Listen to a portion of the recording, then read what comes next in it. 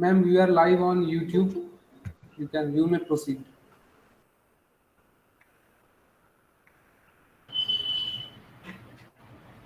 হ্যাঁ রাহুল, আমরা আর একটু 2 সেকেন্ড জাস্ট আমি ওয়েট করে নিচ্ছি। হ্যাঁ, Yes, ma'am. Yes, ma'am.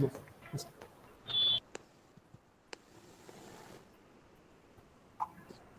Good morning, Ritika. Have a nice day.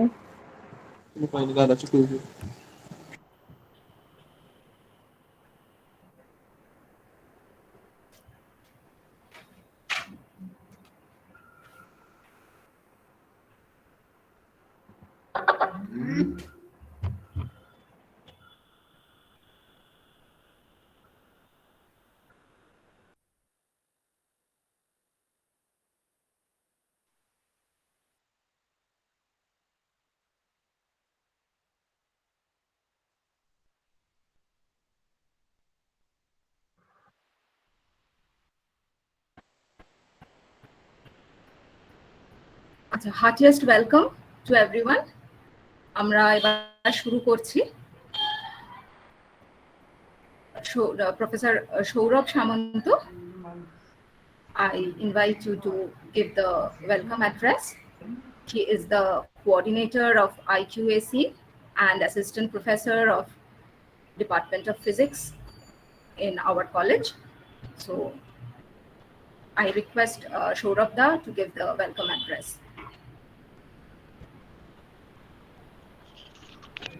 Am I audible?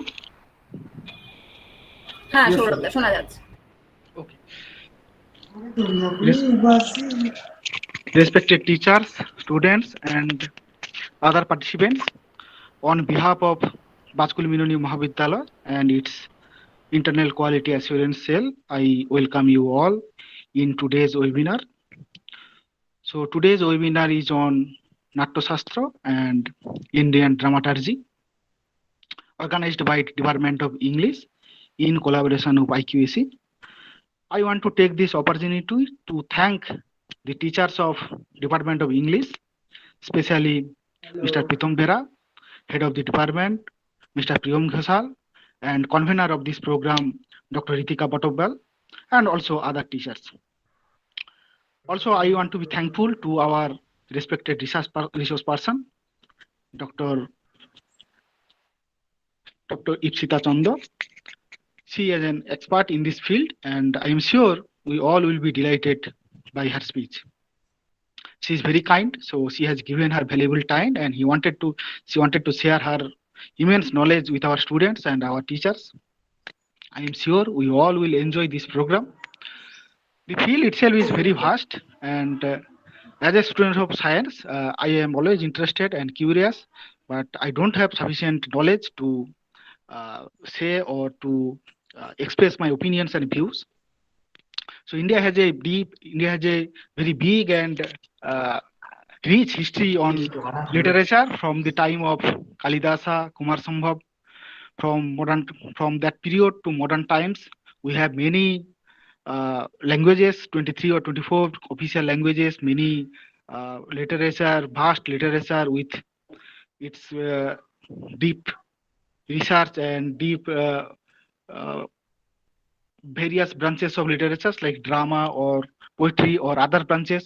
So maybe Sanskrit literature, it can be compared to Greek literature, but that we will know what are its scope and what are its depth and other nuances and subtleties.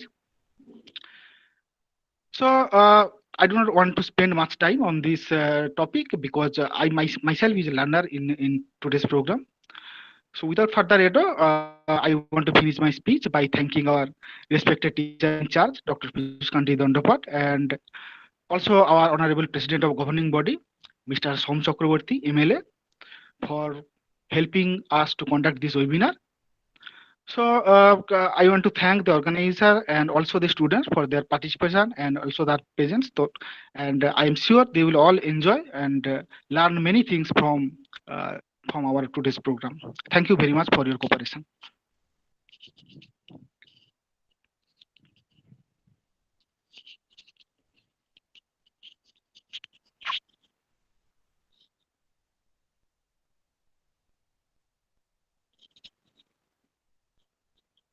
Ma'am, kindly unmute You're yourself first. muted.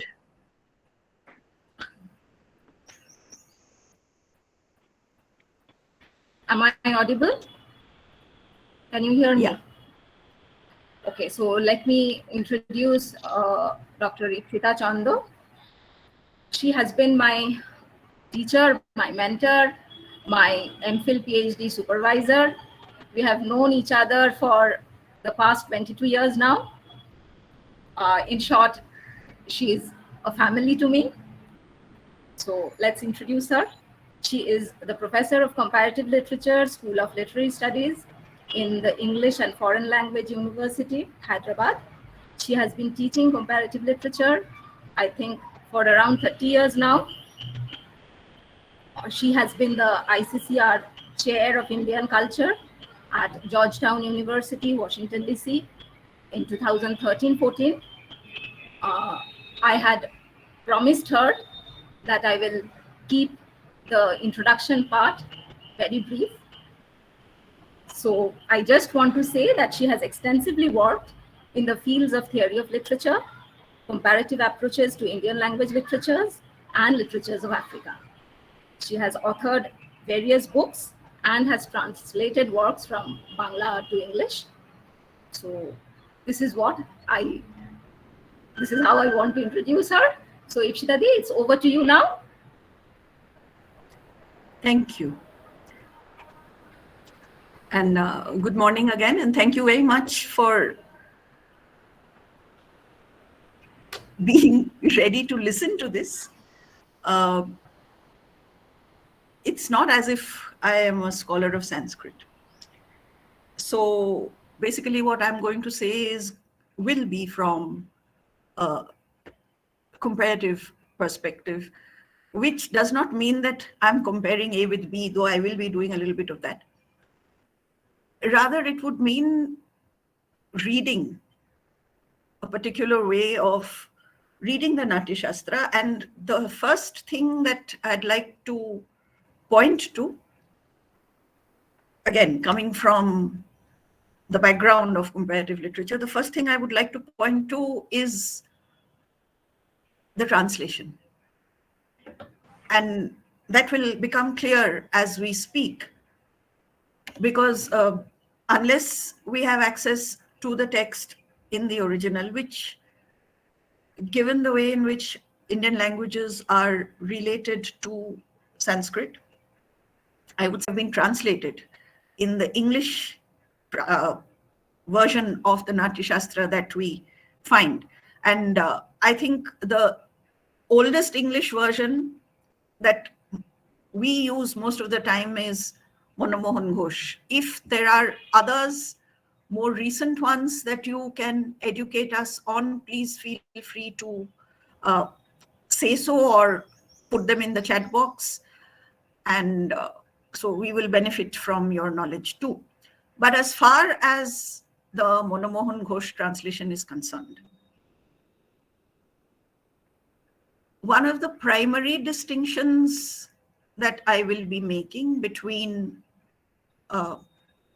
Aristotle's theory of drama in the Poetics and Bharata's Natyashastra will be based, I think, on our reading of the translation.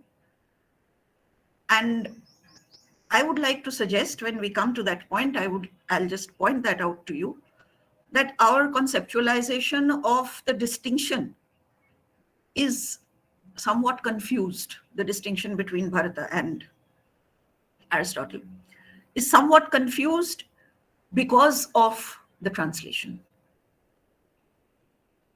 And I would further like to suggest that it is just a little more confused because of the way in which the translation is received by us. Now, all of this is just empty talk until we get to the text. So we will just get to the text straight away.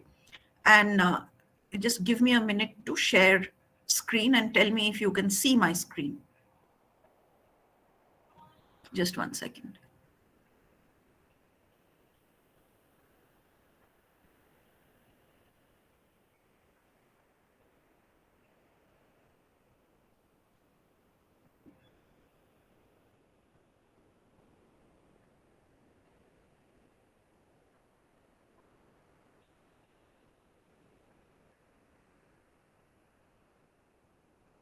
Okay, so this is the last slide. Sorry. We'll just go to the first.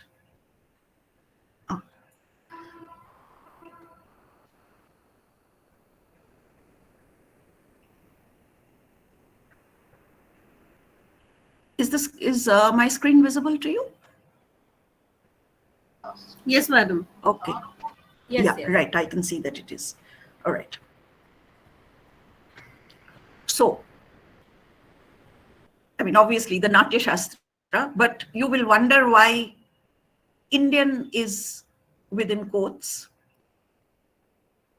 In Manomohan Ghosh's translation, of course, you'll see throughout, he talks about Hindu dramaturgy.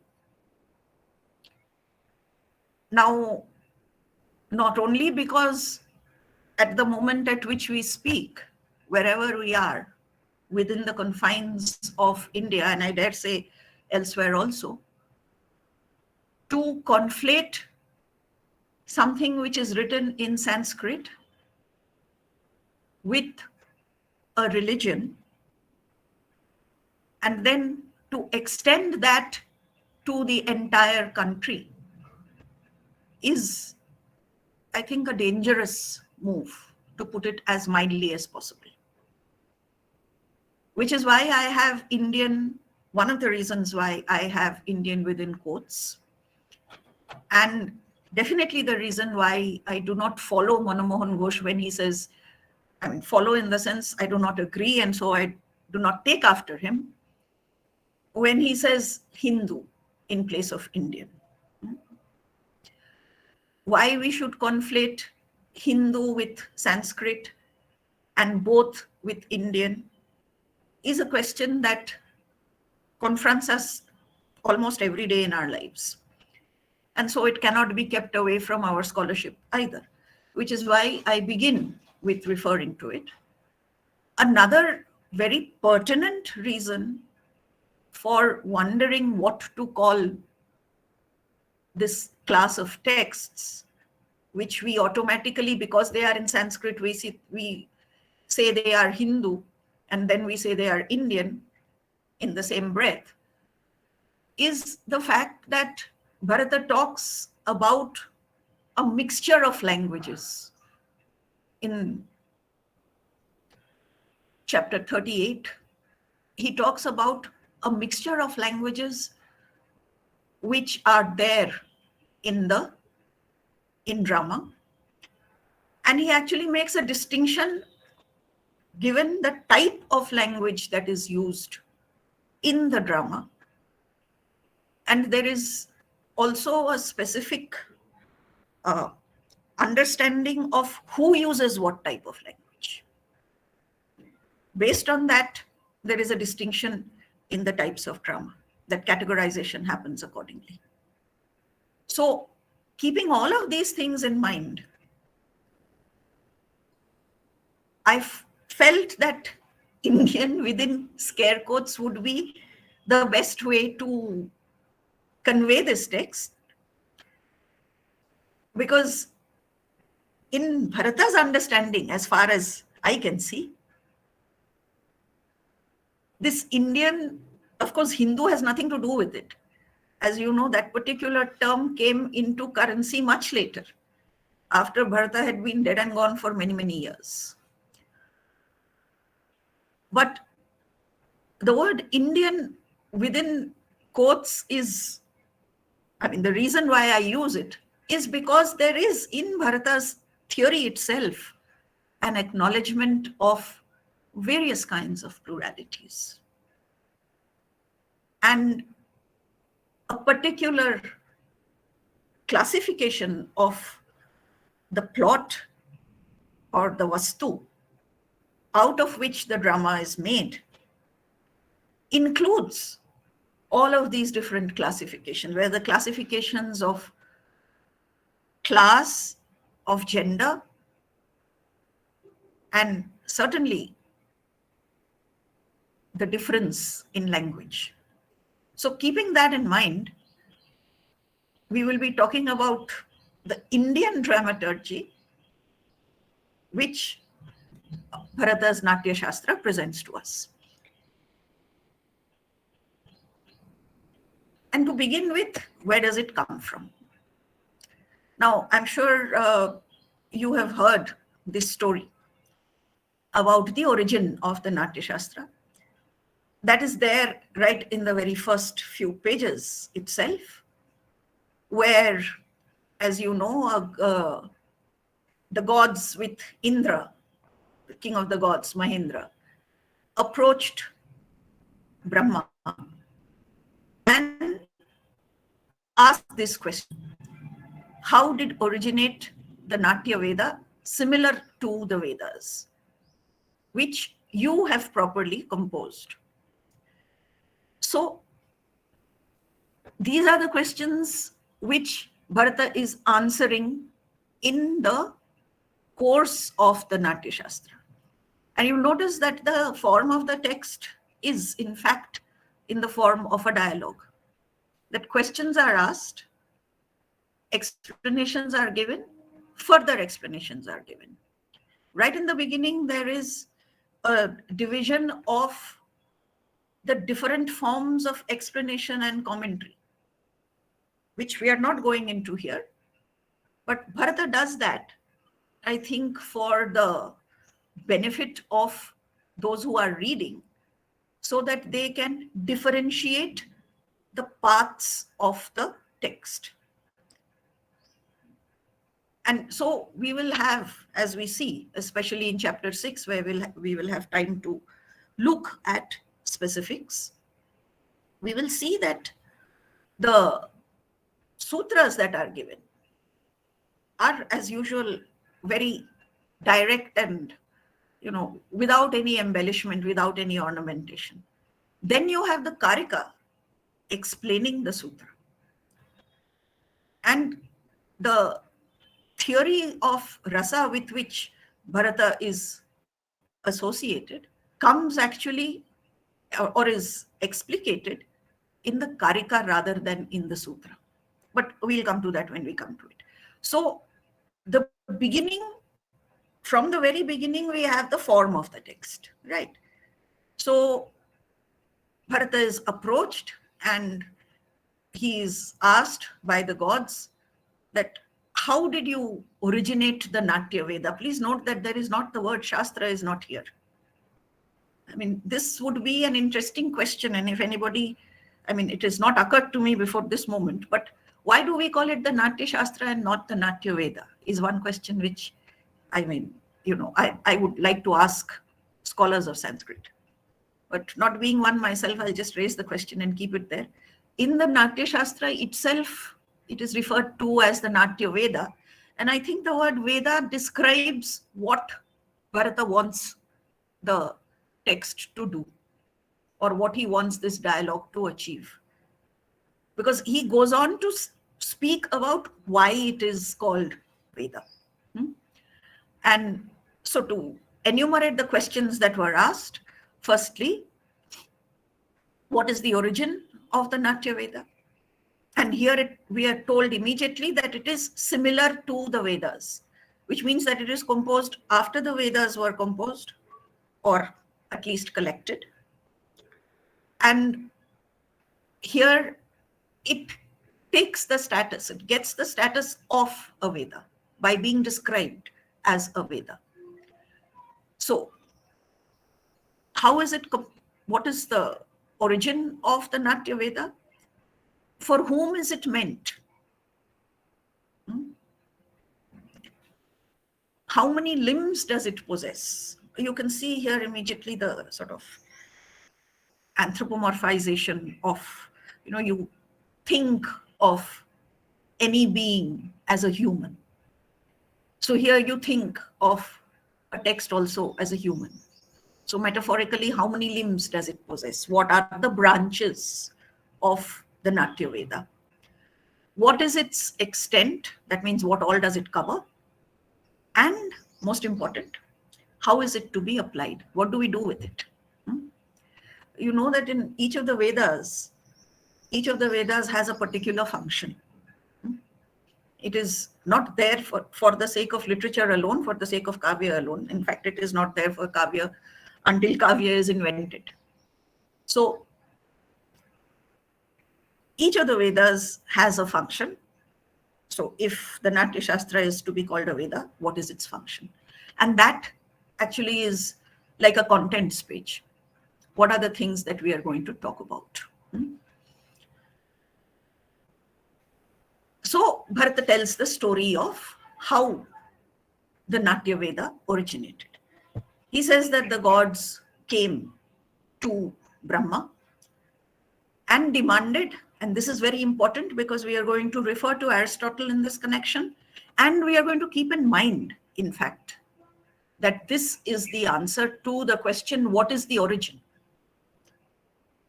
The answer directly is what the gods wanted. What did they want? We want an object of diversion, firstly. Diversion meaning something that will divert our minds, lighten up the mood in a certain sense from daily usage. And he goes into great detail about who is going to be diverted. But for the moment, an object of diversion, that is one. And the second thing is, it must be audible as well as visible. So we are not talking about, literature. That is that which is written. It has to be, there has to be language, certainly. And that is a very important part of Bharata's idea of the Natya. But it is not the only part. And I think here is the germ of the confusion which I will be referring to. So we want an object of diversion. Firstly, that means it must give us pleasure. And please note, perhaps not knowledge. And secondly, this object must be audible as well as visible. That takes care of the general thing. Now, for whom is it meant? It is meant for those people who cannot listen to the Vedas, from whom the Vedas are barred. So this text is composed at a time when there is a system of caste division already in place, because we are talking here about the Shudras. So, as the Vedas are not to be listened to by those born as Shudras, therefore, please be pleased to create something which they can also hear. The Natyashastra will belong to all the Varna. We start with a gesture towards plurality, which is only a gesture, however, because the Shudras we know in this society, according to Bharata, they are not allowed to listen to the Vedas. So, but they have to be included in society some way or the other. So the Natyashastra is that which includes the Shudras. It is another Veda which will belong to all the Varna. So, according to Bharata, Brahma agreed and he dismissed the gods. And he did what gods always do, that is, he practiced some sadhana and yoga and recalled to mind the four Vedas. Out of this yoga and the recalling to mind of the four Vedas was born the fifth Veda, which means that everything that is there in the four Vedas are present in the fifth Veda, which is exactly what Bharata credits Brahma with saying. Brahma says, I shall make a fifth Veda on the Natya. And what will it consist of? Semi-historical tales, that is itihas. Note, he says semi-historical. We can discuss this later if you wish. But these are the things that are there in the fifth Veda, that is the Natya Veda. So semi-historical tales, that is itihas. And what is the purpose of this? Here we have gone on to what is its extent and how is it to be applied question. So the purpose of this will conduce to duty. wealth, and fame. So that is the purpose of the Nataka, or that is the purpose of the Natyashastra at the moment, let us say.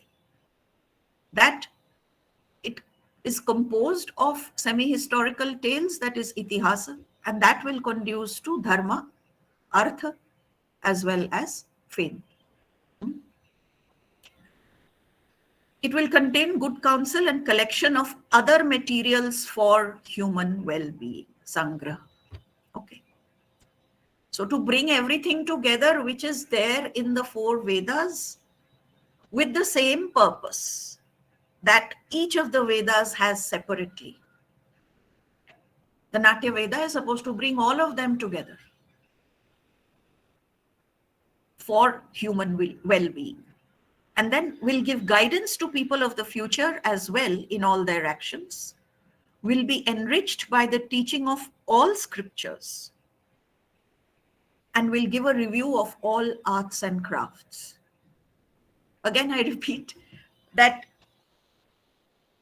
Bharata conceives of the Natya Veda as bringing all the benefits of all the Vedas together in one. And what is often forgotten, 2 things, bringing them all together, A, for the benefit of those who do not have access to the Vedas, but not only for their benefit, but for the benefit of all the Varna. And B, that all of this is to be done in such a way that what you get out of it, apart from all of these good counsels and guidance and dharma and wealth and fame and everything else, all of these should be put together in such a way that what we get out of it is pleasure, because this object of the Natya is a combination of the visible and the audible. So whatever is the extent of the Natya Veda, for whoever it is meant, it is distinguished from other forms, A, by its goal, final goal, which is to give pleasure, diversion, and B, how is it supposed to achieve that diversion or pleasure? Through both visible and audible means. So obviously it is not only a written text.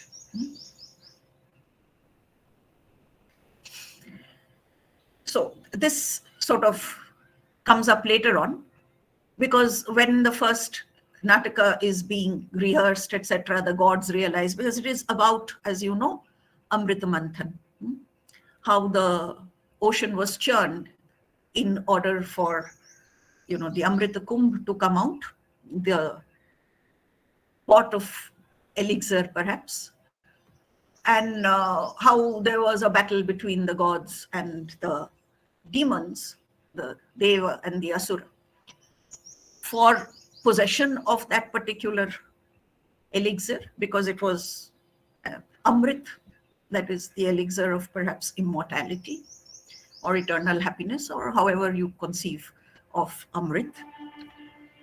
And we know that in that battle, the gods are supposed to have won and the Asuras are supposed to have lost. Now, even though the designation of the Natya Veda is that it is meant to divert through visible and audible means, I suppose it is a testimony to the power of drama that the Asuras took objection to the fact that they were portrayed as Asuras. People could have told them that, it's not real. It's just an object of diversion. The word Bharata uses is kriyanak. Kriyanak, as you know, is something to play with. Krida is play. So that is what is referred to. when we talk about the object of diversion. So it could have been explained to them, and it was, of course, explained to them in these words, that it was not said to them that don't take it so seriously. After all, it is only a play. It's only a drama. Rather, the attempt to unify is something which Bharata refers to here. In it, Natya, there is no exclusive representation of you, that is of the asuras, or of the gods. So nobody is excluded from this.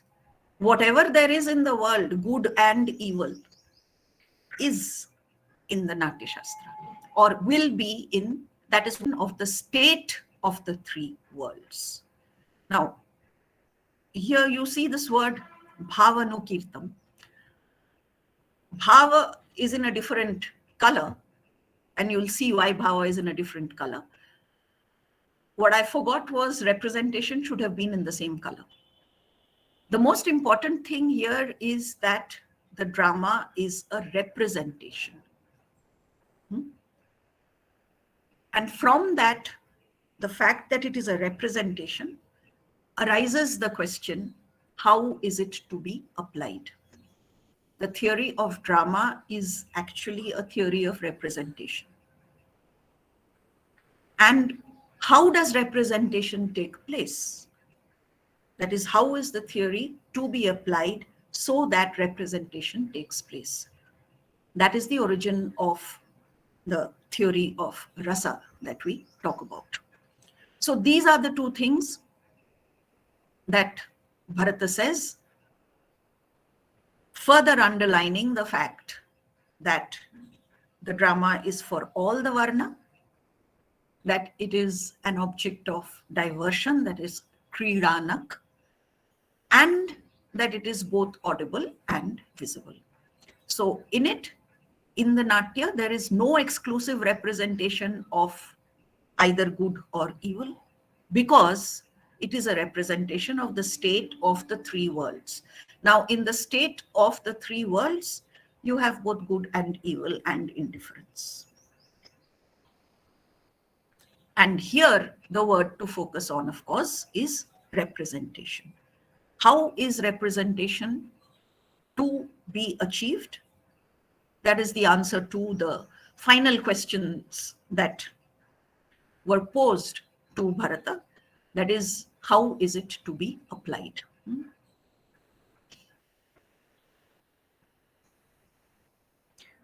So having said, cleared the air about why is it written, for whom is it written, to what extent is it applicable, and how is it applicable, and what are the types, we come to the it itself. That is, what is dramatic natya. So this comes in chapter 1, 111 to 112, verses 111 to 112. And here you will find an echo, again in the translation, an echo of Aristotle, which we will deal with in the next slide. But how does Bharata describe Natya, that is the dramatic? The drama, as I have devised, is a mimicry of actions and conducts of people. Firstly, what Aristotle says is, the word he uses is mimesis, of course, imitation of men in action, says Aristotle. So the Natya is the same for Bharata too. The dramatic is a mimicry of actions and conducts of people, which is rich in various emotions and which depicts different situations. And he further goes on to elaborate this, which we have already discussed. This will relate to actions of men, good, bad, and indifferent. And what is the purpose? It will give courage, amusement, and happiness on the one hand, as well as counsel. Now, the Vedas can only give the second. The Vedas can give guidance, can give direction, can educate about dharma, but it is not possible for the Vedas to give courage, amusement, and happiness, because the Vedas do not deal with actions and conducts of people. They do not deal with the emotions and the different worldly situations in which people find themselves. Those are not there in the Vedas. That makes a distinction between all the Vedas and the fifth Veda, that the Vedas may be directive, didactic, spiritual even, but they have nothing to do with entertainment or pleasure. So this is something which, one of the things which distinguishes the order of Sahitya, Kavya, Nataka, in fact, the order of representation from any other kind of activity. Both activities may be using language. In fact, the Vedas are in language. But as Bharata has pointed out, as far as the Nataka is concerned, as far as Natya is concerned, the dramatic, it distinguishes itself from other kinds of texts in two ways, at least: by being for pleasure, by being both audible and visible, that is representation.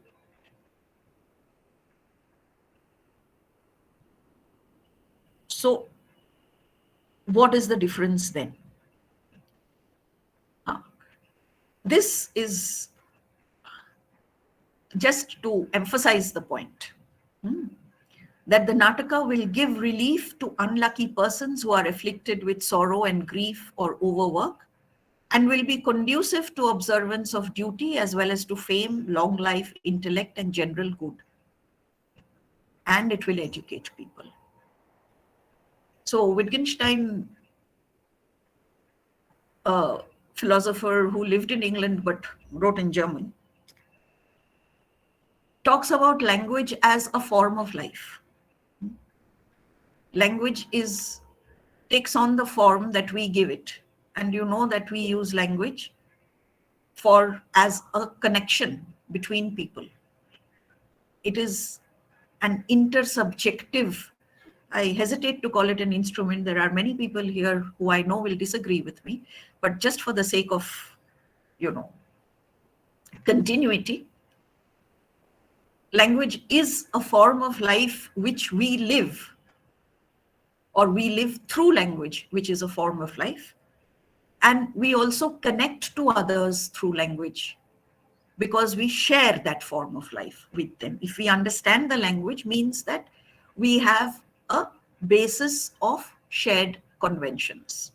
Then, of course, how we use it is completely dependent upon how we relate to the world, how we relate to the other person. Yeah. So all of these that Bharata tasks the dramatic with achieving, in all of this, language, whether it is visual, whether it is audible, is an important factor, and representation through language is what the Natyashastra is about. What is the aim of this representation? That, of course, we have discussed in great detail. We will just leave with the place that Bharata gives to the Natya. There is no wise maxim, no learning, no art or craft, no device, no action that is not found in the drama. And this, you will find, is a great difference from further theories of dramaturgy, especially those originating in Europe, where there is a distinction between tragedy and comedy, of course, that there is in Bharata also, but whether the drama should treat of elevated subjects or trivial subjects or everyday subjects or all of these. One of the reasons why the theory that Bharata puts forth is called a theory of total theatre. It was not named as total theatre until in the 20th century. Brecht and others actually designated it as such. But the theory itself has been enunciated by Bharata already in the Natyashastra.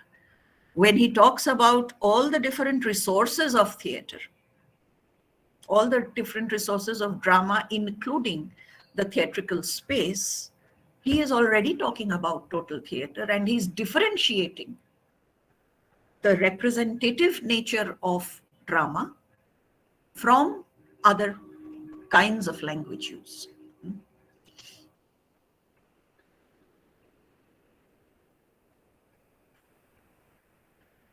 So this is the beginning of what I was trying to differentiate, really, where, as you see, there are many points of similarity that I have already touched upon. For example, according to Aristotle, as you know, the source of drama. Now, the source of drama in Bharata is the need of people. The content comes from the Vedas, but its aim is to fulfill the need to convey whatever there is in the Vedas to people who are A, not able to access the Vedas, and B, in such a manner that it is accessible to all. That is, you don't need to read to be able to enjoy the drama, right? Similarly, Aristotle also talks about the source of drama being in human nature. Two deep-seated natural human proclivities, he says, if I'm not mistaken. One is pleasure, and specifically pleasure in imitation of men in action. So here too we are talking about representation. Aristotle limits it to imitation. Bharat also calls it mimicry. But we see that he goes into great detail about how the mimicry is to be done, how the representation is to be achieved, how the mimesis occurs, how to imitate. And that is a primary distinction between Aristotle and Bharata. That the how of representation, the how of technique, is Bharata's main concern. Whereas, as far as Aristotle is concerned, it is the result, what happens when the imitation of men in action occurs. What kind of pleasure do you get? That is the source of the theory of catharsis. If, again, it comes up, we will be talking about it in detail, but the very idea of reaching an end, where the end and not the means is the important focus. That is what separates Aristotle from Bharata. As far as Bharata is concerned, it is the means which are as important as the end. And the end is the same for all. For Aristotle, the end is catharsis in tragedy. But that is not the case for comedy. Whereas for Bharata, regardless of what kind of drama it is, and we will only be talking in detail about two, but he has 10 forms, 10 types, spanning what we know as tragedy and comedy. As far as he is concerned, as far as Bharata is concerned, the end of all of these is the goal of representation, which is rasa nispatti. So there is no distinction between tragedy and comedy. one has catharsis and the other does not, as in Aristotle. Rather, they are all seen as forms of natya, as forms of representation for diversion through audible and visible means. So, in that case, regardless of what form the drama takes, its final goal is rasa nishpatti, right? And that is the difference here between Aristotle, between Natya and mimesis. The similarities are, of course, that the source of drama is human nature and the proclivities of human nature, that is pleasure in imitation of men in action. But, and here you notice the purple color code that there is. According to Aristotle, the power of tragedy is felt without representation and actors. That means it can be read. It does not need to be acted. Visible and audible representation and the very theory of representation is not given a very important place by Aristotle. So the power of tragedy is felt without representation and actors. And Aristotle goes on to say, terror and pity may be raised by decoration, the mere spectacle. Now, when Aristotle says the mere spectacle, we automatically think that what we see, that is the spectacle, is not at all important because he uses the word mere. At least in the translation, that is what we find, mere spectacle. But they may also arise from the circumstance of the action itself. And Aristotle says that the second thing, that is arising from the circumstance of the action, that is arising from the plot, that is better than terror and pity being shown through spectacle. Which is why, you know, the usual Aristotelian dictums that we are aware of, that there can be no bloodshed on the stage. Do not show death on the stage. And in Greek theater, there were actually machines which facilitated these dictums of Aristotle. So, as far as Aristotle is concerned, what you see on stage is mere spectacle. Actually, the terror and pity, the catharsis, the fruition of drama is in a well-constructed plot, that is circumstance of the action. Whereas, as we have already stated with some emphasis, as far as Natya is concerned, as far as Nataka is concerned, there's a mistake over here. Nataka, it should be Nritya. In place of Nataka, we should have actually Natya here. If I can change it, then, and here. So the dramatic for Bharata consists of all of these: Nritya, Preksha, and Roop or Rupaka. And there are two kinds of representation that he talks about. One is Devi and the other is Manushi.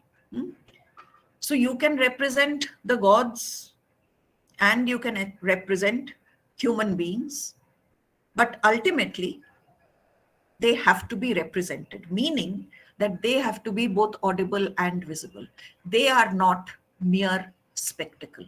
Now, because of the translation, Manoranjan Ghosh also uses the word spectacle for preksha, but I've changed it to visual, just for you to appreciate the fact that for Bharata, what occurs on stage, what is visible, what is audible, is as important as the circumstance of the action itself. What Aristotle considers mere spectacle, that Bharata considers as the basis of representation, or rather he considers it as the most important element that distinguishes Natya from other forms of language use, from other kinds of texts. So as far as he's concerned, and this is what I was talking about when I said that, our conceptualization of Natya and the dramatic, that is Bharata and Aristotle, is sometimes governed by the translation. When Aristotle says mere spectacle and Bharata says that spectacle is very important, we begin to think that as far as Bharata is concerned, the circumstances of the plot, the way in which things play out, is not as important as the singing and dancing. Quite the opposite. In fact, what Bharata is saying is whatever is visible, whatever is audible, all of it contributes to representation, and then he spends the rest of the text talking about how representation occurs, and even more important than that, how does the audience understand the representation? What does the audience feel when the representation occurs? So what happens on stage is definitely a spectacle, but it is not a mere spectacle at all. And one would go further and say that it cannot be called only a spectacle because it contributes, I won't even say contributes, it is the very body of drama. Representation is the very body of Natya. Whereas as far as Aristotle is concerned, it is the plot that is the body.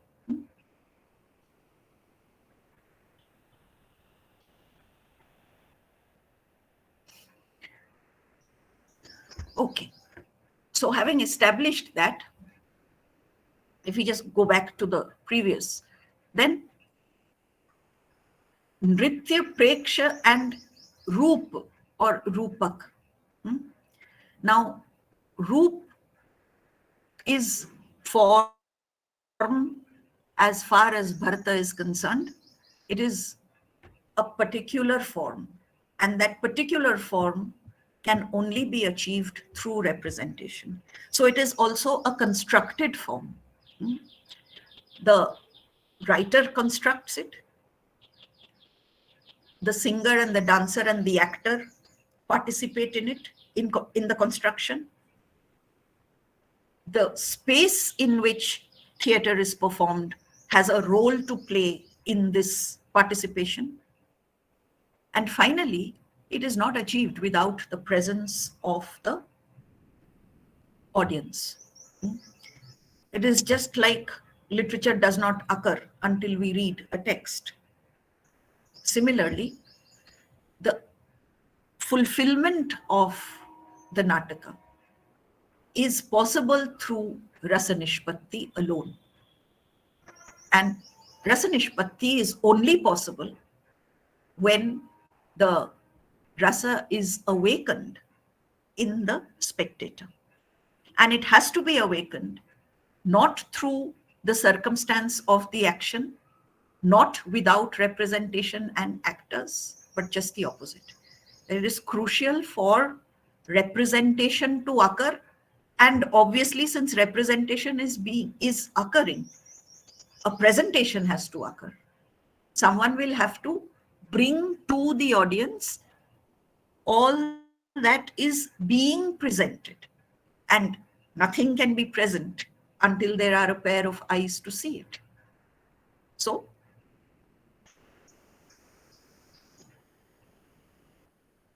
we'll just go to this part, that the Nataka is a kind of play. So far, we have been talking about the dramatic, not about any kind of drama. Bharata talks about the Nataka and several other kinds of forms, which we will consider. But we'll just take this as an example because it shows how Bharata conceptualizes also the idea of plot, which is again different from Aristotle. For Aristotle, representation is not required, actors are not required, the plot is supreme. But for Bharata, the representation of the plot through audible and visual means is what achieves the final goal of the dramatic, of Natya, which is Rasanishpatti. Okay, so how is this mimicry of the exploits of gods, asuras, and householders? Again, I just draw your attention to this part, that gods, asuras, and householders are, it means that in all the three worlds, whatever is occurring, that is the material for the Nataka. Nobody is left out. Just as nobody is left out in the audience, similarly, nobody is left out on the stage. Anyone and everyone, including animals, of course, and sometimes even trees and plants, can be represented. So how is this to be achieved? What kind of content? Already Bharata has talked about, and we have seen that he has talked about the Devi and the Manushi. And here he divides the content into Lokadharmi and Natyadharmi. Now this is interesting because both Lokadharmi and Natyadharmi are to be made visible and audible. So they cannot be separated. Or rather, they cannot be separated on the basis of this is real and that is imagined. So that brings us back to thinking that we are still talking about representation. And Lokadharmi and Natyadharmi are two types of representation, two different types of representation. And we will see how Bharata even constructs the form of drama so as to take care of certain questions. For example, when he says, and we'll talk about this when we get to that slide in some detail, the word that is there, which I mean has just occurred to me, which I have not put in here, and I mean I can share that with you later, that he talks about the prayog, how to utilize the resources that the actors have, how to utilize the resources of the stage itself. And he uses the word prayog of particular ways of acting or particular ways of representation. I think that is the better word. Particular ways of representation which are dependent upon the place.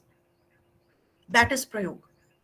So here you have a theory, but that theory will change according to different places and times.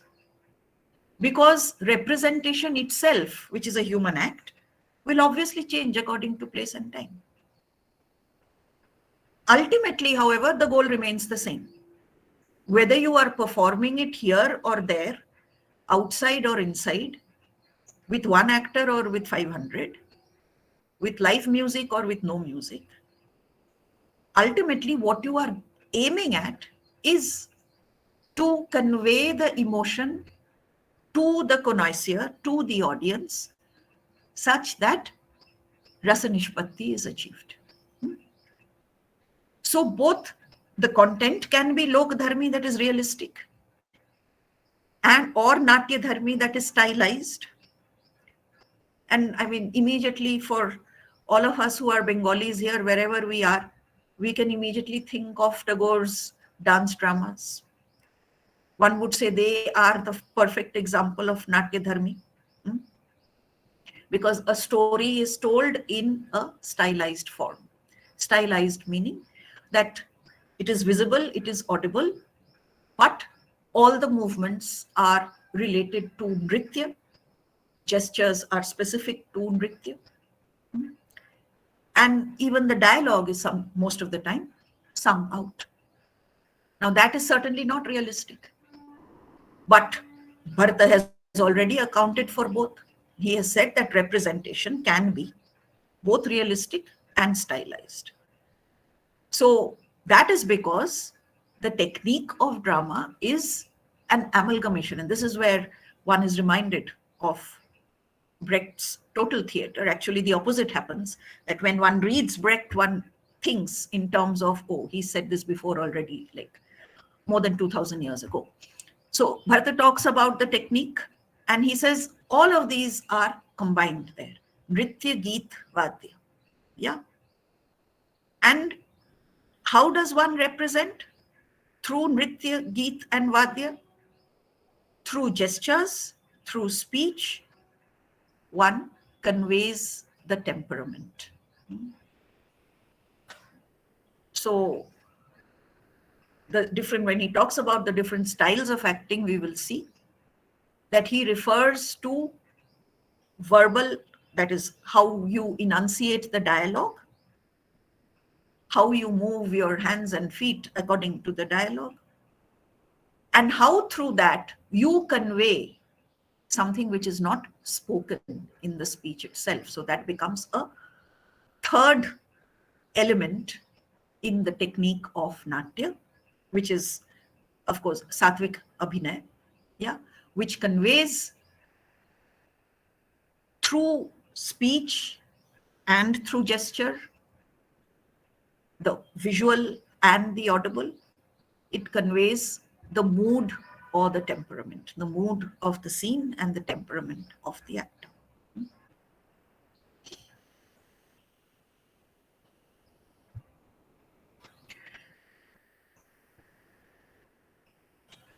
So yeah, now all of this is just to show the detailed description of the technique.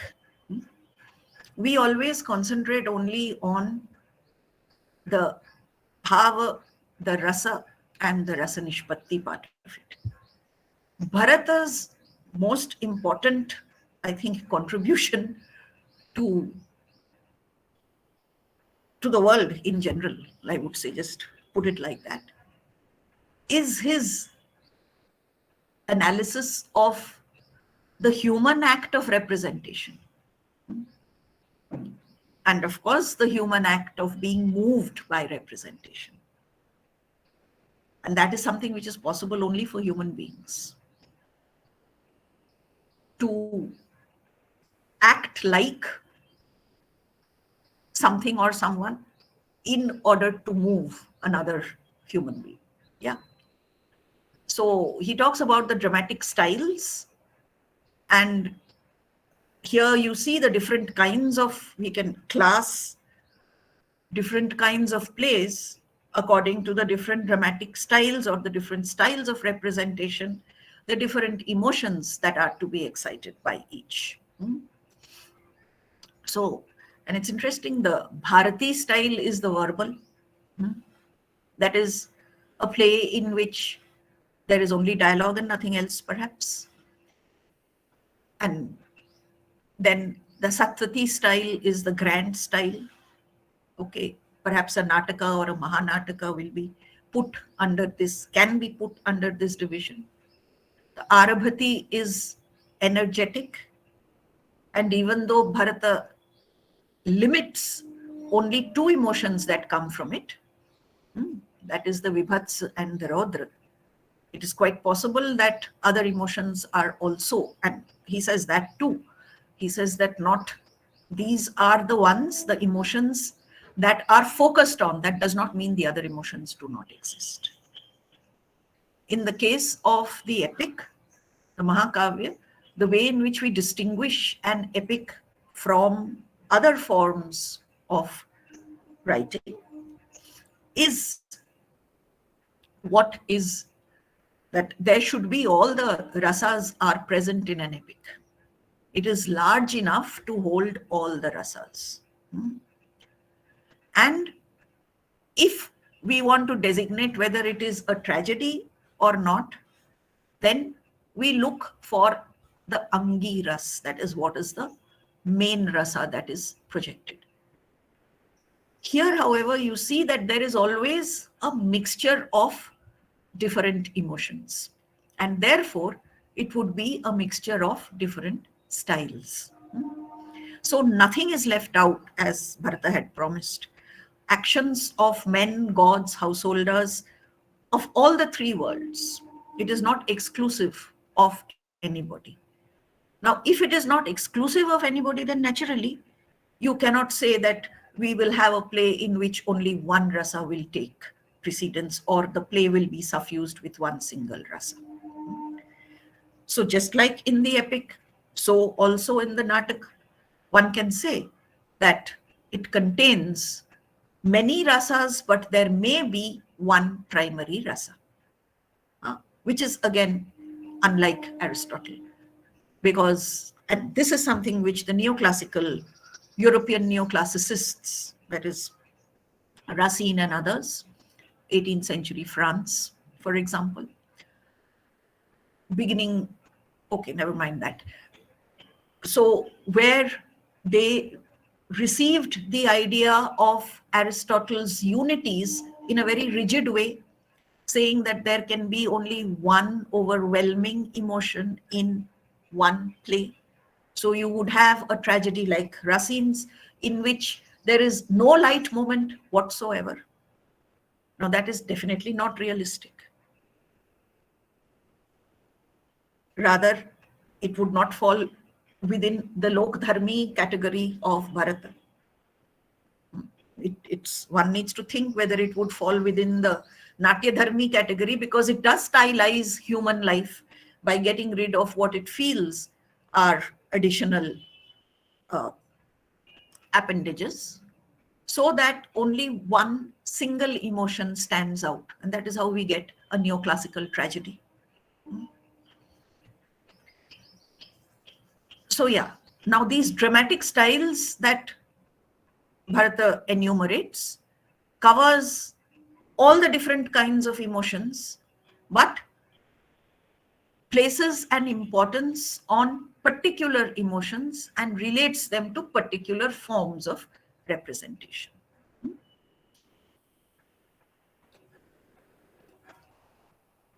And then he comes to the types of drama. So far, he has been talking about the dramatic, and he has told us the possible differences that can help us to classify the drama. Beginning right with Lokadharmi and Natyadharmi and going on to the different dramatic styles, that is the vritti, all of these do not describe Nataka as such. They all describe what makes the Nataka Nataka, that is the dramatic in the drama. Now we come to the drama, and I'm going to only talk about two types of drama that Bharata enumerates several more. I'll be talking about only these two because, I mean, as far as one knows, these are the ones that are taught most of the time. Yeah, inevitably we look at Abhigyan Shakuntal and say that it is a Nataka, and we look at Mrichakatik and say that it is a Prakaran. And we are right. But of course, one of the things that, again, one would like to point out too, and which you will realize the moment you look at the definitions, that Abhigyan Shakuntal is not a pure quote-unquote.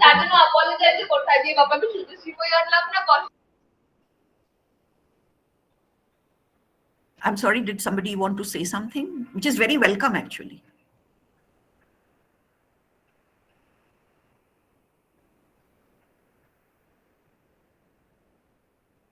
No? I think you may continue, Ikshitadi.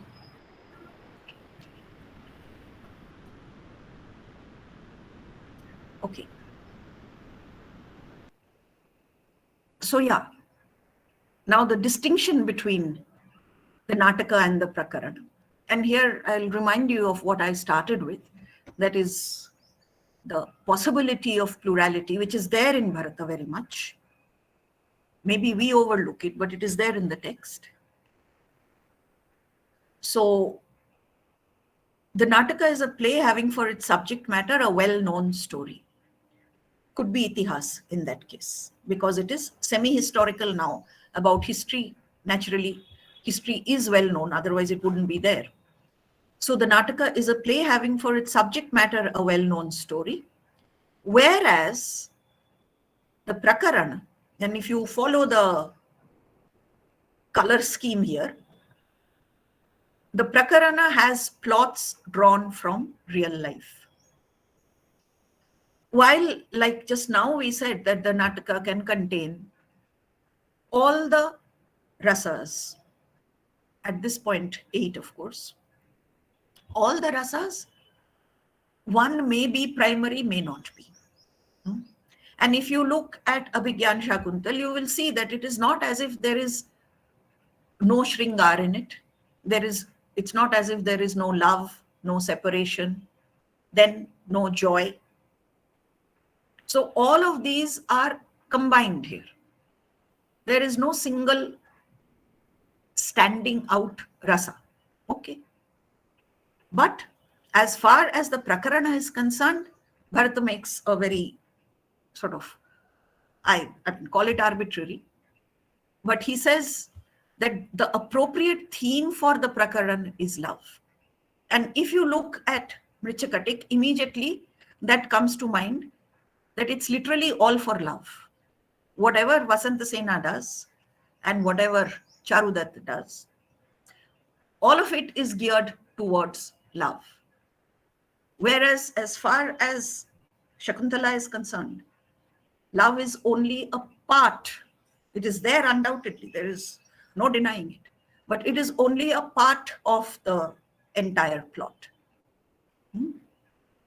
What drives it is perhaps loss, separation, forgetting, etc. But as far as Mrichakatik is concerned, love is the primary thing. And in that sense, one would call Mrichakatik a Prakarana. Now, this well-known story again, one would ask, what about the well-known story? Is the story of Shakuntala and Dushyanta is known, well-known or not, it is known because it occurs in the Mahabharata. There are instances of it in the Jataka. But none of those stories actually follow the path that Kalidas takes. Which is what I meant when I said that Bharata also talks about Prayog. That is, if you bring the plot from history, from Itihasa, and remember the Mahabharata is supposedly an Itihasa. So in that sense, Kalidas takes the plot from Itihasa. But then he interprets it according to his own. That is his Prayog. And that is justified by Bharata in the Natyashastra. It is legitimized by him. So Kalidas is following that. Whereas the Prakarana, Mrichakatik, we have, even though it is placed in the reign of a particular king, and that shows that it is drawn from real life and not from the past, from history. And here you have, and that's the next thing, that the hero in the Nataka is a celebrated person of an exalted nature, which is not something that you can say for Charudat in Mrichakatik. But of course, we know that Dushyanta is a king, and a great king at that. So it describes the character of a person descending from a royal seer, divine protection for him, his superhuman powers, exploits, etc. All of these are part of the Nataka. That the hero should be an elevated, exalted, not real life, but a historical or semi-historical personage. Whereas in the Prakaran, the hero is a man of high office and aristocratic birth, but he need not have been mentioned in any previous text. That is, he is drawn from real life. And so, because of the stature of the hero, both are noble, but the degrees vary. On the one hand, you have a king, or someone who is descended, who has a very rich descent. You're descended from a seer or from another king, okay? And not any seer, royal seer, okay? So royalty and divinity characterize the hero of the Nataka. But as far as the hero of the Prakarana is concerned, he can be not anybody, but somebody of high office and aristocratic birth. He is not the king. He is not the descendant of a royal seer. He does not have any background in divinity. In that sense, he's an ordinary person. Ordinary but elevated. Not royal, not divine. So that's another difference between the Nataka and the Prakarana. The interesting difference between the Nataka and the Prakarana is the difference of the heroine. About the Nataka, in the Nataka, there is no mention of the heroine. So that shows you the importance of the hero. That also shows you how Kalidasa found it necessary to break the type that Bharata is proposing. And it also shows you, of course, to what extent a theory of representation can work. A theory which governs representation may be at odds with the time and the place of the representation. Again, if we go back to Bharata's idea of prayog, then Kalidasa makes this prayog that even though he follows some of the dictums that Bharata lays down for the Nataka, others are broken because Bharata has already legitimized the idea of prayog. In the Natyashastra itself, we find that it is possible for the vritti, for the dramatic style, to adhere to the time and the place in which the drama is written or performed. So though in the Nataka, the hero is, though in Abhigyan Shakuntal, the hero is Dushyant, a person of exalted nature, celebrated king, etc. The central person is, of course, Shakuntala. The central person is the heroine. And it is, the entire drama is based on her experiences of being loved, then being forgotten, being abandoned, and how she pursues that in order for her to be, well, not reclaimed, but to be reinstated as the person whom the hero loves. So there would have been, obviously, no Abhigyan Shakuntal without the presence of Shakuntala. So there, Kalidas actually uses prayog, still staying within the rules of representation or within the technique of representation that Bharata has pronounced, but breaking the type of Nataka that Bharat has outlined. Rather, and as far as Bharata is concerned, the difference, the focus on the heroine is in the Prakarana. And again, with Mrichakatik, you know that the central person there is Vasantasena. What kind of heroine? And here is why I was talking in terms of plurality there. That the heroine is a woman of good family or a courtesan. Firstly, that shows that the courtesan is not a marginalized character at all. Yeah. And we are aware of that, certainly. Otherwise, there would not have been a Kama Shastra. That the act of love, whether it is, however it is attained, is an act that is important for itself, not only because it will produce sons. That is a fallout of Victorian morality. But as far as this society in which Bharata is writing, in which Shudraka is also writing, or he's not writing in the same society, of course, but in that structure of feeling in which the Natyashastra is written, in which Shudraka is also writing, in which Kalidasa is writing. And here you find that the courtesan is almost equal to a woman of good family. The only difference is that the heroine cannot meet the hero when he is in the company of elevated persons. That is extremely important, but we are not going in there.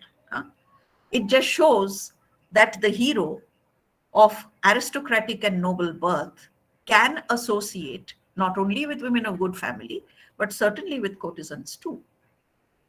And these women of good family and the courtesan will not be able to meet the hero in public. Now, there is also the meeting between the courtesan, and again, back to Mrichakatik, where Vasantasena meets Charudat's wife. The meeting between the courtesan and the elevated woman of good family, that is possible. And what happens there? The language and the manners of these women have to be kept undistorted. Now, this is a little thing that we very rarely notice. Of course, it is right in the beginning, we have talked about caste. Here, the acceptance or the representation, let us say that, the representation of social morality, and certainly the representation of class, that the hero is aristocratic, the woman is of good family or a courtesan. There's no mention of the woman at all. There's no mention of the heroine in the Nataka.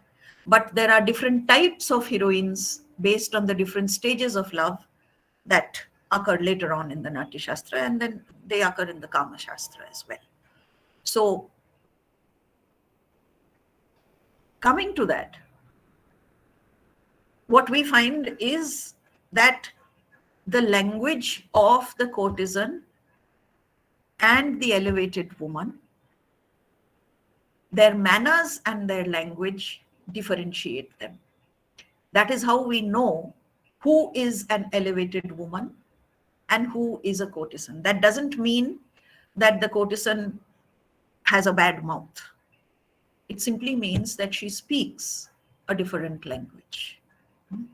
So this is what I was referring to in the beginning when I said that within the Natyashastra there is acknowledgement and inclusion of a plural society. So when we say Hindu, when we say Sanskrit, we tend to forget this plurality. I have used Indian so that this plurality comes to our mind. It is there in our mind when we talk about the Natyashastra. And I mean, we'll just go to the language plurality that, so there is, and this is 38, there is a variety of languages and dialects, the use of Sanskrit along with different dialects of Prakrit. Now this is a little, again, I do not know whether it is because of the translation, but this is factually wrong. Of course, there are no different dialects of Prakrit because Prakrit itself is plural.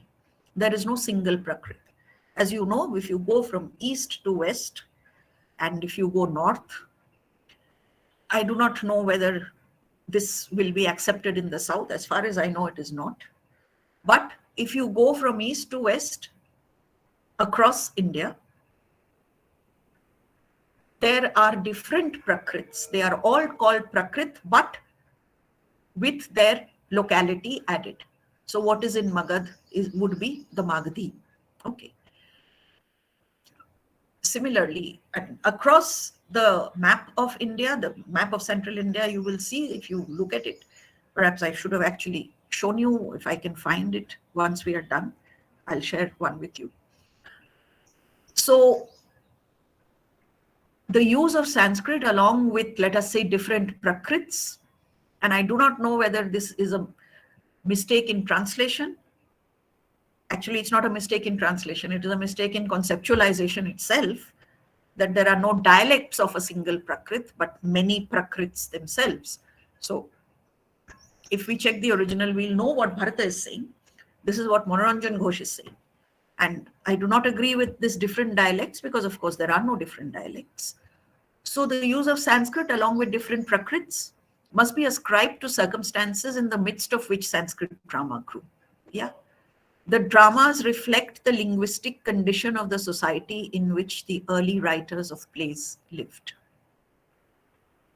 The dramas reflect the linguistic condition which is plural. And it is plural not only regarding who spoke what from the background from which they came, but it also, as you saw there, that the elevated woman and the courtesan spoke perhaps different registers of the same language. And that language would be a particular form of Prakrit. So as speech is one of the essential features of a person's character and social standing, it may profitably be retained unaltered from the normal. So that is a directive which contributes to the idea of the Lokadharmi, that you do not homogenize the plurality that there is already in society. Yeah.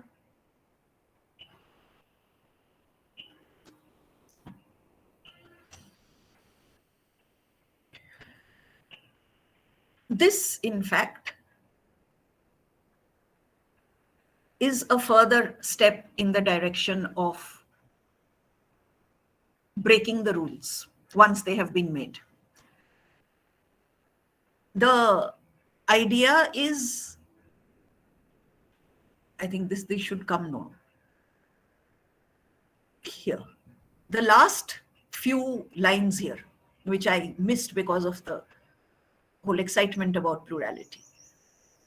The Nataka has a specific number of acts. He says appropriate, whichever is appropriate to the action. A 5-act tragedy is something which Aristotle insists on, and later on the neoclassical writers, they even more than Aristotle, they insist on the 5 acts. That is not the case with Bharata. An appropriate number of acts, and all action should occur within a day. We are reminded again of Aristotle's unities and the neoclassical European writers' use of those unities. But having said that, Bharata immediately makes way for realism by saying that in the Praveshika or in the Praveshaka, which is the introductory scene, which happens before the action starts, minor characters, we have all heard about the Sutradhar, etc. So minor characters come on stage before the action starts, and they describe the time lags and the period of action exceeding a single day. Now, if you have that device, then you are free to allow the Nataka to stretch beyond a single day, because you already have a representative device or a device of representation to account for your breaking the rule that the Nataka must finish within, or the action in the Nataka must finish within a day. So, of course, you will find all of these in Abhigya and Shakuntal, because certainly the action does not finish in a day. It takes at least 9 months because a child is born at the end of it. And then it goes on further. So there you see again how once the rules are made, they cannot be kept, because this is again a human creative endeavor. And Bharata is aware of that. So he makes way, makes space for the breaking of the rules as well. And these are all explanatory devices. They are all, I mean, they can all be illustrated from Abhigya and Shakuntal, and they are all required to present meaning. And when they are presenting meaning, one assumes that the main structure of the Nataka, that is, it should stay within a single day, it should have an appropriate number of acts, etc. When there are ways already suggested by the rule maker for breaking the rules he himself makes, then of course you have the freedom to construct a play according to the way in which the rules should be broken also.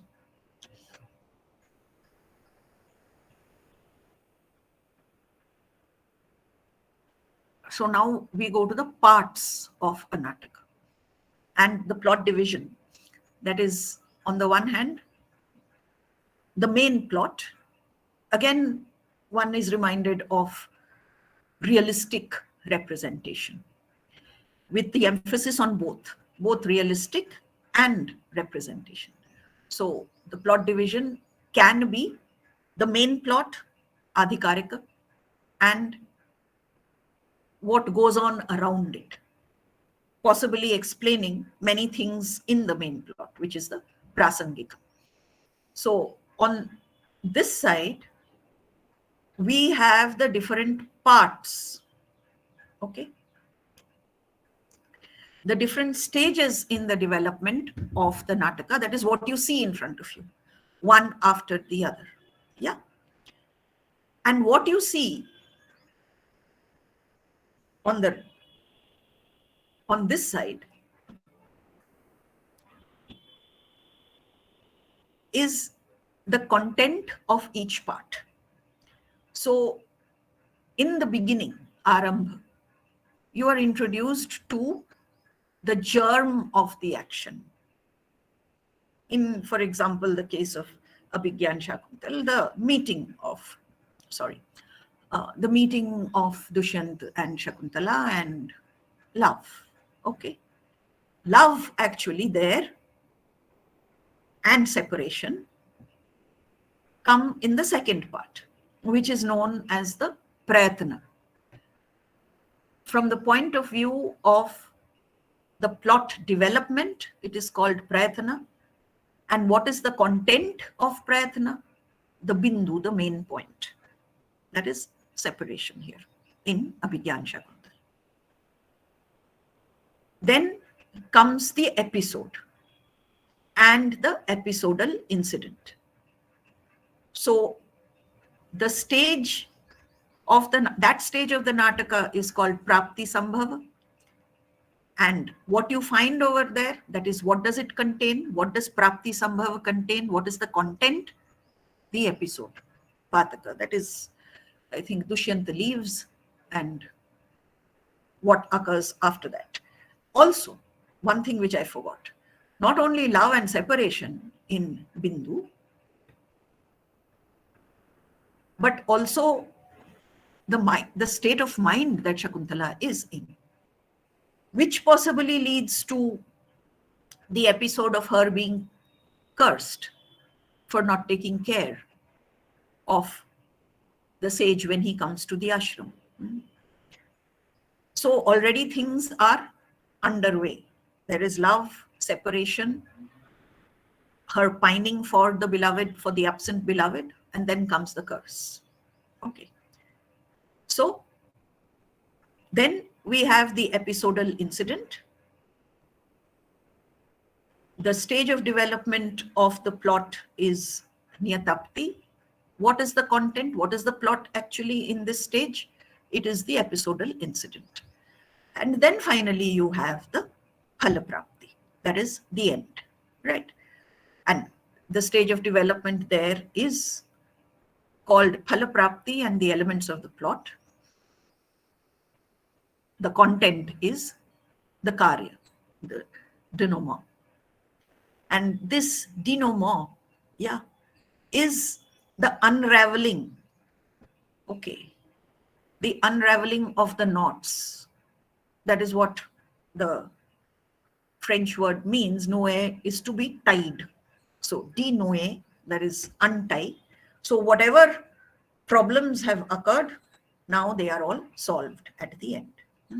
So these are the different stages of the development of a Nataka with the content, what you see actually in each stage in front of you.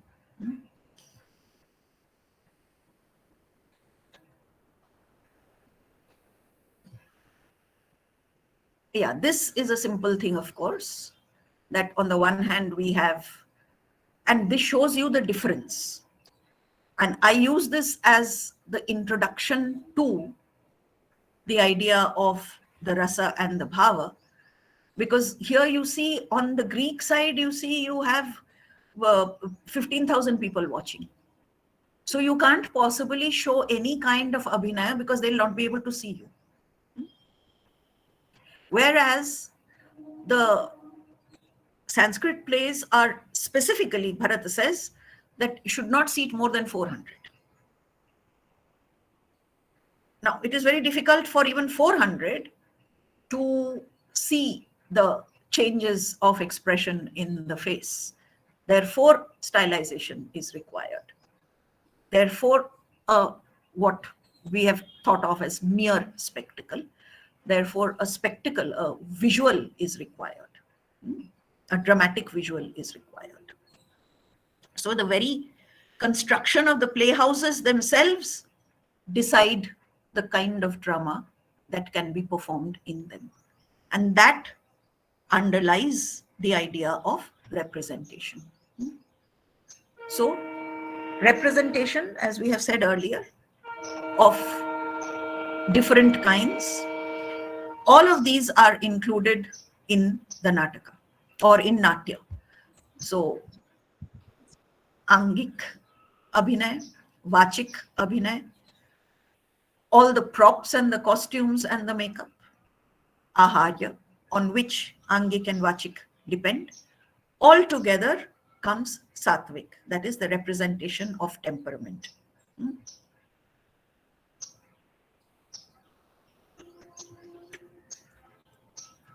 And finally, how does the drama work?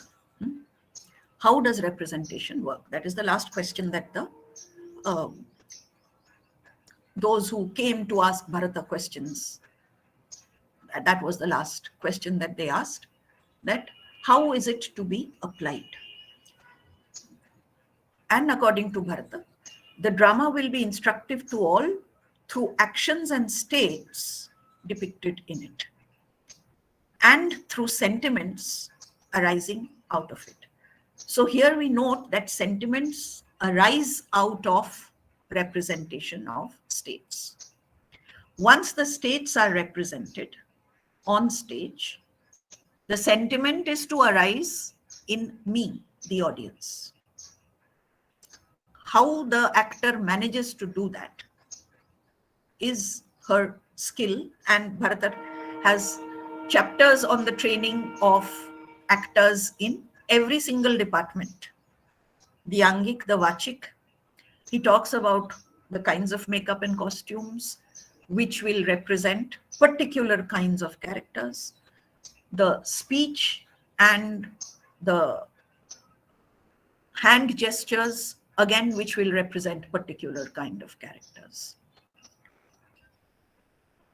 And as a result of representation arise sentiments, and these sentiments are what are felt by the audience. So, of course,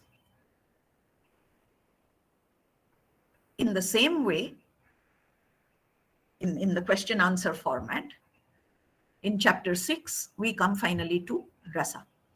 So after hearing about the rules regarding the preliminaries, these were all preliminaries. That is, they defined the dramatic and explained how the dramatic actually works, how it is different from any other kind of text or use of language. And then the sages asked 5 questions regarding how it works, regarding representation. So explain how the sentiments enumerated by experts in dramatic art attain their special qualities.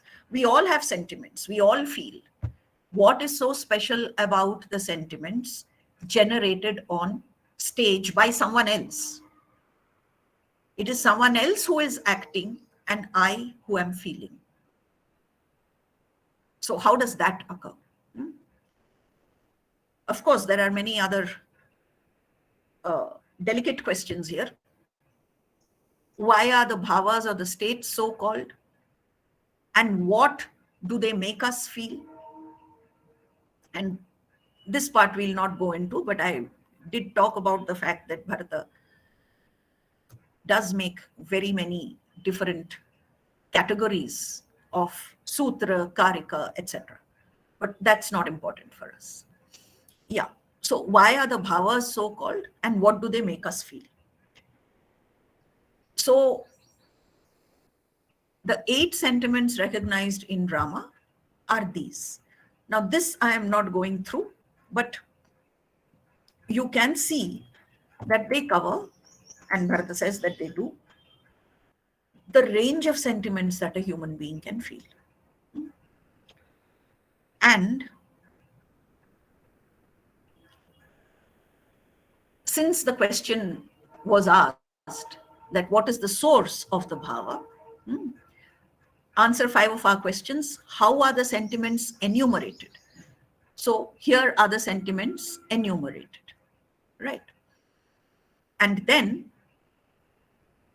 how do they attain their special qualities? That is the last question to be answered. Why are the bhavas so called? And what do they make us feel? That is the first thing that he deals with. So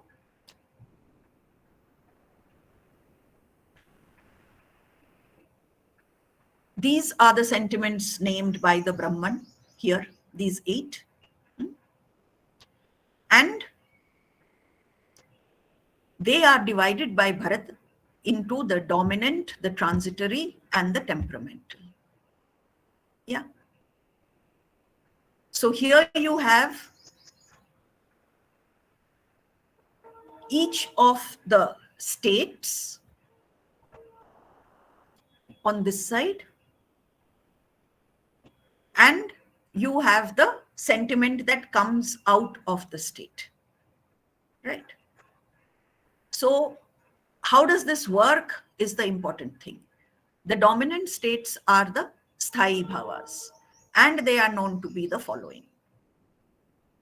Each of them has a sentiment assigned to it.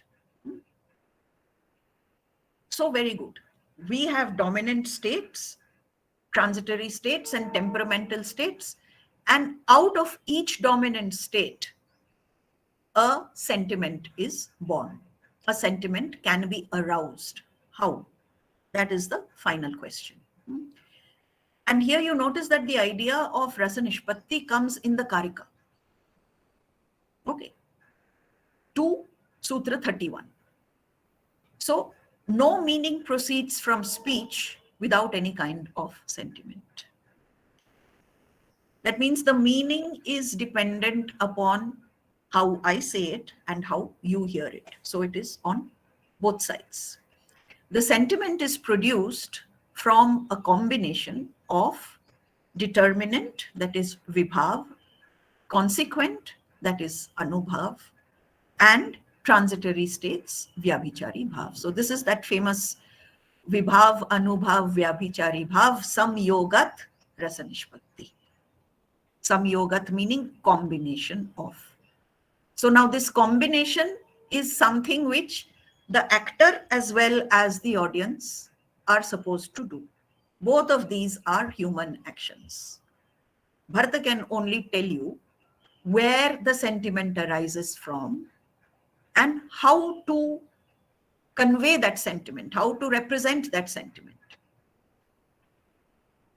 Whether you are able to do that, whether you are able as the actor to reach rasa nispatti, or rather to, not for you to reach rasa nispatti, but whether as an actor you are able to make the audience feel the sentiment, which is rasa nispatti, that is dependent completely on no meaning proceeds without any kind of sentiment on the part of the speaker as well as the hearer.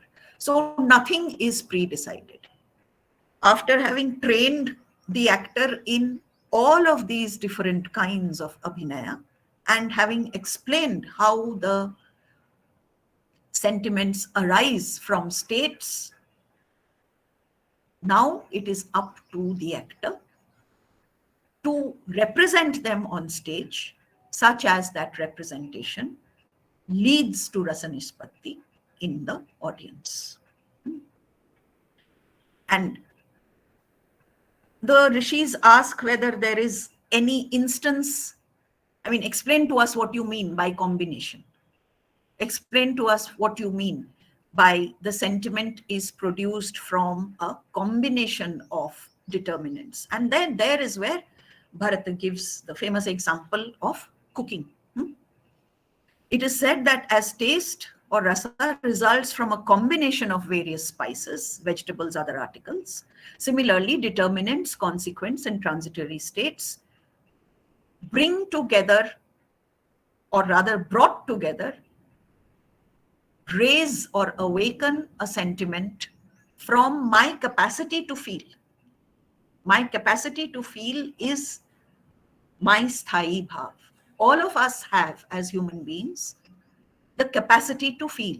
And Bharata divides our capacity to feel in different, feel different emotions. So each sthai bhav will give rise to a different sentiment. Each dominant state. Again, this is an unfortunate translation. I'm not sure that dominant is the word here. That permanent capacity to feel anger, which identifies me as a human being. The capacity for me to feel, let us say, pain or love or fear. These all identify me as human, and these are states within me. And these states, and that is why I'm saying that dominant might be not the word to, not the correct word in that case, that these states lead to, or these states make me capable of emotion. And this emotion is what the actor on the stage is also supposed to make me feel. So the sthai bhav is in me. I have the capacity as a human being for emotion.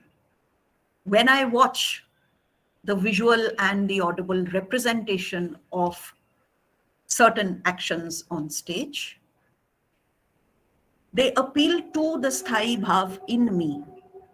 And along with all the other attendant states, that is the determinant, which is vibhav, the consequent, which is anubhav, and the transitory, which is vyabhichari, all of these together arouse that dormant state, the capacity for feeling, into active emotion, thereby achieving rasanishpatti.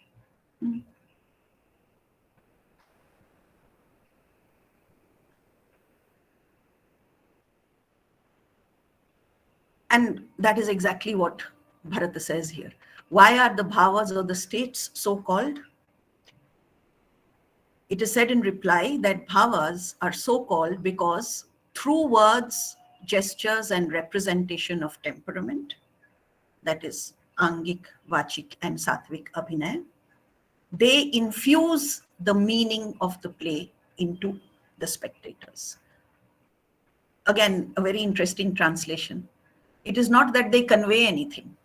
Whatever they are doing leads to what is conveyed, happens inside the mind or the emotions of the audience. It need not happen in the mind or the emotion of the actor.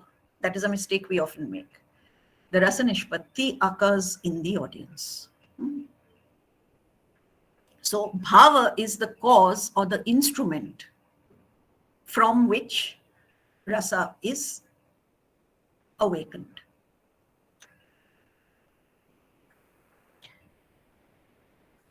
And finally, that is it. This is another metaphor, apart from the usual one which we know of cooking. And here in Sutra 38, just as a tree grows from a seed and flowers and fruits from a tree, so the sentiments are the source or the root of all the states. And this is, I'll leave you here because just now we have seen that the bhava is the cause or the instrument. But what Bharata is trying to show here is an indelible link. It is not a question of which came first and which came second. The bhava is a human ability to feel, and the rasa is the emotion that arises out of that human ability to feel. Thank you. I've gone on for much longer than I should have. So thank you for your patience.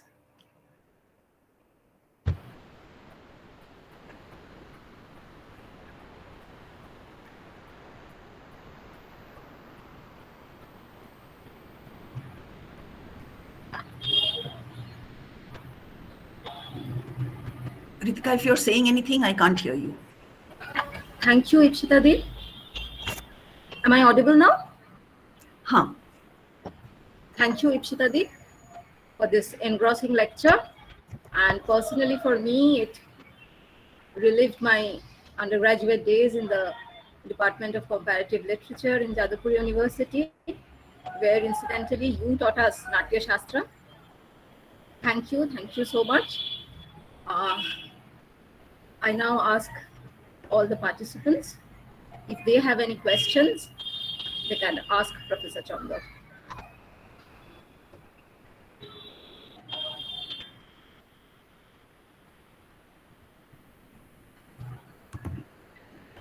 Is there any question? Ma'am, I have a question. Yeah, go ahead. Yes, ma'am. Can we translate the Sanskrit ja Natoka in English that as theater rather than calling it as a drama? Because in the written text of drama, we usually focus on the acts and the plots, but in the theater, we see that this is very much focused on the theater craft or the actings and their gestures, postures, and also the spectacles. So is there any harm if we call it as theater or rather than or theater craft or rather than drama? Because drama is very much concerned with the plot, and in Natyashastra we see that Bharata is very much concerned with the theater craft. That's, there's no yes or no answer to that question. Firstly, when Bharata is talking about Nataka, he's talking about a type, right? Nataka is not the generic name that he's using. It is what we use. We say, for example, Natok in Bangla or Natak in Hindi even. I'm not sure what other sort of synonyms there are in other Indian languages. But I'm aware, I think that there are some Indian languages which would call the drama prakaran also. So firstly, this drama is a generic term and theater is a generic term as well. So there is some food for thought in your question, because as you say, theater includes performance. So therefore, it is quite possible, and I don't think it would be wrong to think about theater, Nataka as theater. But in that sense, in that case, we are not talking about Nataka as a type, but for the genre itself. Whereas Bharata is talking about it as a type of Natya. The word which is important in Bharata is Natya rather than Nataka. Nataka is just a type of Natya. And Natya, again, it could be dramatic, the dramatic, just as the poetic or the lyrical. It's an adjective, or it's sort of an adjective working as a noun. And again, there is merit in that question there, that the theater shows. I'll refer to Eric Auerbach's work called, I think, Scenes from the Drama of European Civilization or European Literature. I'm not, where he makes a distinction between, where he talks about a figura, and he makes a distinction between the dramatic, the spectacular, and the theatrical. And his distinction is this, that in the drama, there is a development of plot, that you start in one place and you finish in another. Whereas in the spectacle, there is no need for a development. In his understanding, the spectacle would be something like a circus. And for him, the theater is certainly made up of different spectacles. That is, the theater is not something to be read, whereas the drama can be read. According to him, in the drama, you have both development and spectacle.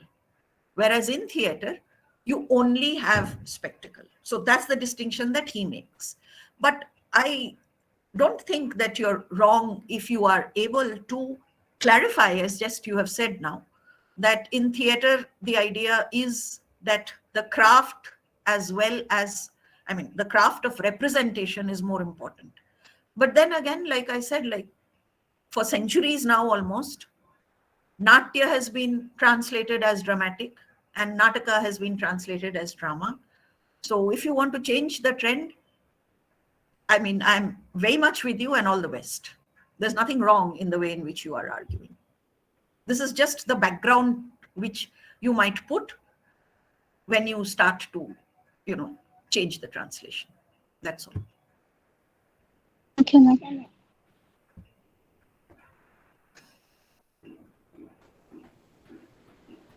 Any other questions?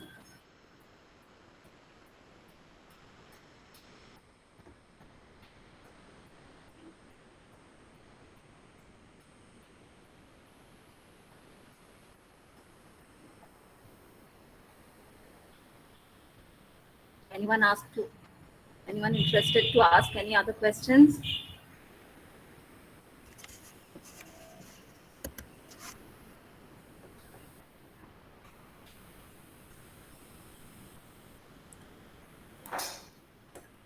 Ritika, if I may. Yes, Vijit.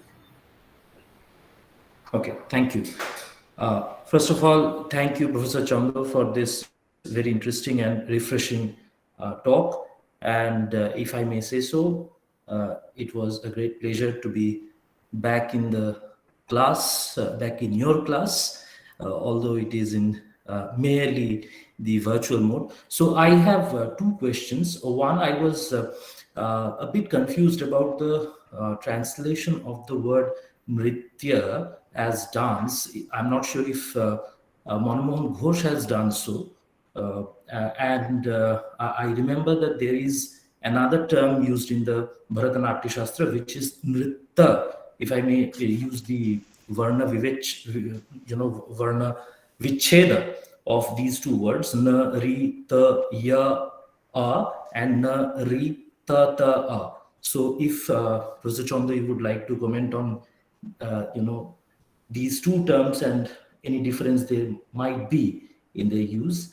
And the other question that I had in my mind is, because Manmohan Ghosh's translation is slightly dated, so his use of the term Hindu, is it only in the context of a religion, or is he alluding to a much larger concept of a Hindu civilization?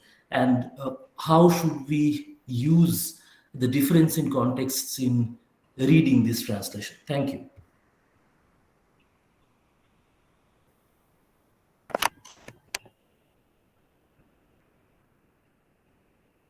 Yeah, as far as the first question is concerned, yes, of course. I mean, Nritta and Nritya, these are two different things, certainly, and it's the same as, Natya and Nataka. So there's no dispute about that. That should have come in, but then as you saw, I mean, I exceeded time by all of this. Thank you.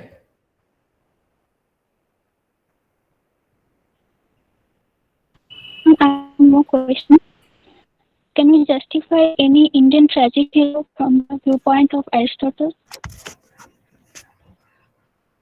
I'm sorry, I could not hear you. Can you please once again?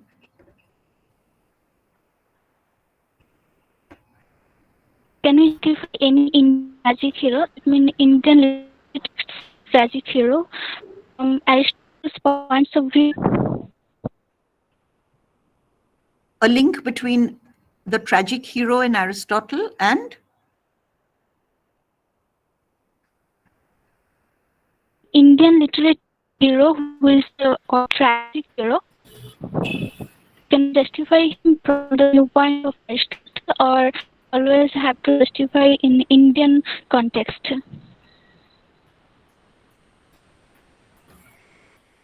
I'm not sure I understood what you asked. That there is a tragic hero in Aristotle. That's one thing. Are you asking whether there is a tragic hero in the Indian context? Is that what you're asking? I think so, Ipshita Dev. Sorry? I think so, Ipshita Dev. You She's think trying to there ask is? that. Shushmita, can you please type your question? Yeah, I think that's a good idea. There's too much of echo. Okay, ma'am. Okay, No. ma'am. Hmm.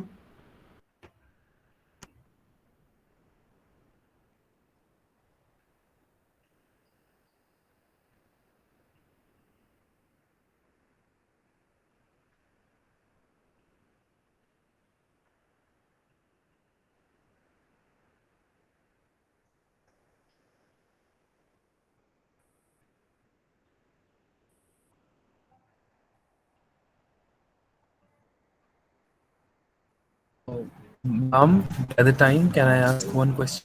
Yeah, sure. And hi. Yeah. Hmm. Warm greetings to you, ma'am. My question is I can't about hear you the two either. Huh? techniques. Ma'am, am I audible? Yeah, now. Okay. So my question is about the two techniques you have mentioned, Lok Dharmi and the Natya Dharmi, with respect to the Rupa or play. So can we see these two techniques when we are like, or can we apply these two techniques when we are analyzing Kavya, as in the Valmiki's Ramayana and Tulsi's Ramcharitmanas? So can we with these two aspects of Natya Shastra in the later texts like Ramayana? Ma'am, I hope I have conveyed my question. I'm not sure that we could, because Kavya per se is a different order of thing. And I was thinking that I would talk about Kavya and Sahitya, but then since I wanted to concentrate on the representation part of it, which is what makes the Natya Shastra stand out from, Sahitya, the fact of representation, audible and visual, and the whole idea of Abhinay and bringing everything together, all of these, it is very difficult to apply to, I think it is very difficult to apply to only language. That doesn't mean that it Okay. hasn't been applied. But the Lok Dharma, I mean, both of these are forms of representation. The Lok Dharmi is a kind of representation, and the Natya Dharmi is also a kind of representation. So from that point of view, if you can keep the idea of the medium in view, then there's no harm in experimenting. But one must remember that the Natya Shastra is talking about representation and total representation, using all the resources that a human being possesses.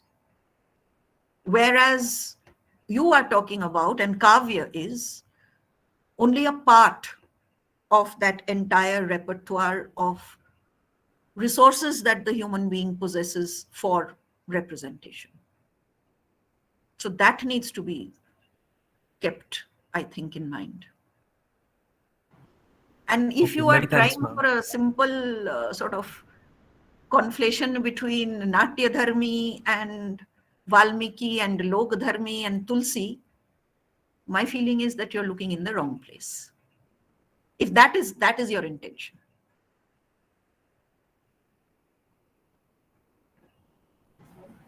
Okay, ma'am. Thank you for your suggestions.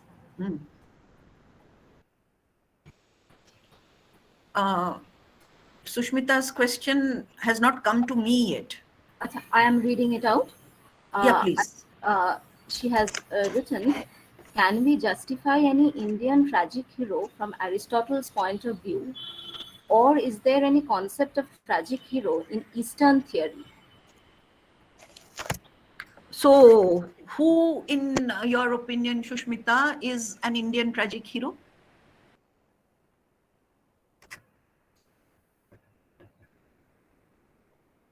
You see, when we are talking about literature or signification, we are talking about specific things. It is true that we have broad theories of genre and broad theories of several things. But one thing we should realize, that these broad theories are meant not to read, or these broad theories generally address generalizations.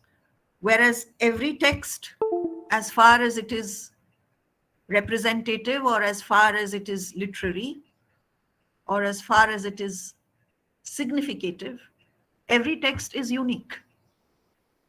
And every reading of that text is also unique. That is why you have, sort of my interpretation of a particular character. And I think that is a better way of looking at what Shivam was talking about with respect to the Ramayana and the Ramcharitmanas. That is, what is the intent of Valmiki? It's nothing to do with kavya, but he writes a kavya from that point of view. When Tulsi writes the Ramcharitmanas, his intent is different from Valmiki's. He too does not talk about kavya, but he talks about a specific way of representing the character of Ram. So that is why I'm asking you, who in your opinion is, because there is, in my mind, there is no Indian tragic hero in those general terms. Ipshitadi, she has written Karna. Huh? Karna from the Mahabharata. Okay. So the answer to that question would be very simple, I think, ultimately. That according to the theory of rasa, and that is, I think, very briefly we talked about the 8 rasas in the Mahakavya. According to that, no single rasa dominates, firstly. So it's very difficult to say that Karna is the embodiment of a particular rasa. And then if we look at what Aristotle says, Aristotle's understanding of the tragic hero, it has got nothing to do with his emotions. So if we want to cast Karna as a tragic hero in the Aristotelian sense, then he fits. Because, the most important thing is his not knowing and then his finding out. But then in the Mahabharata, there is no single hero. Whereas Aristotle, of course, he talks about a different genre. That is the first thing. He talks about drama and the way in which the character of the hero contributes to the tragedy. That is, the tragedy occurs because the hero is not because the hero is of a particular kind, but because of a particular state of his life. That is, he's unaware of certain things. He's unaware of certain things, and the most important thing that he's unaware of, which is crucial to the Greek structure of feeling, at least the structure of feeling of Attic tragedy, that he's unaware that he has spilt kindred blood, and therefore he has performed the greatest defilement that a member of that society could do. Now, that does not apply to any other society. So therefore, it does not apply to Karna. So there are these three actually. The third one encompasses everything. Firstly, there is a difference in genre. And in the genre in which Karna appears, a single hero has no role to play. Whereas the genre in which the Aristotelian tragic hero appears, the genre is based upon the Aristotelian, is based upon the tragic hero. What the tragic hero does or does not do leads to the tragedy. That's why he's called the tragic hero. That's one. Secondly, according to the theory of rasa, one single rasa does not dominate. The very mechanics of, I'm sorry again for calling it mechanics, but anyway, the very operation, let us say, of this bhava and rasa nishpatti finally, that entire operation deals with the individual's or the human being's emotions. Again, that is absent completely in Aristotle. So perhaps the moral of the story is that you cannot apply, and that's the third thing. It is not possible to apply wholly without qualifications and without breaking the bounds of the theory that is located in one time, place, and culture to another. And that goes for all the theories that we use now, beginning from post-colonial to whatever other post-human, etc., that we use now to read literature.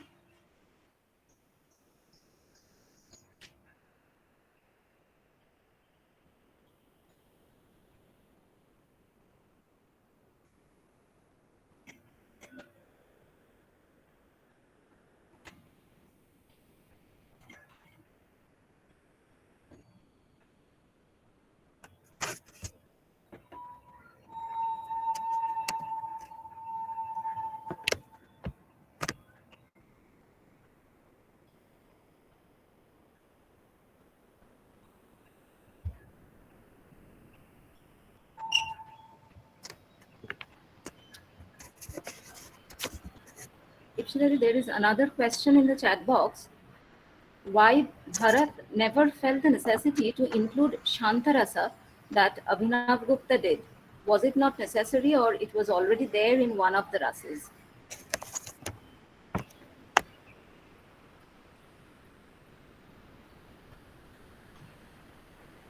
Not in Bharata, certainly. Exactly. And I mean, again, as far as Manmohan Ghosh is concerned, there is a footnote, right? Exactly. So I don't see that. I mean, later on, yeah, maybe. And I didn't follow it. We talked about it, I know, but I didn't follow it up. But as far as Bharata is concerned, there are 8.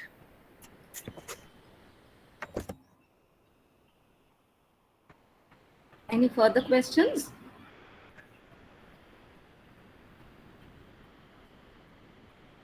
And incidentally, there is also one can go for 10 because there is bhakti also. Exactly. If one so desires.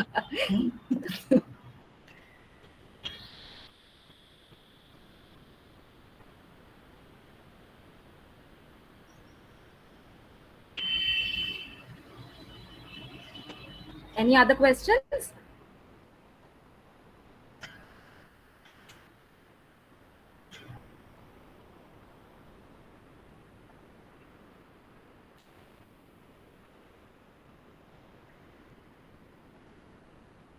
I think there's no more questions.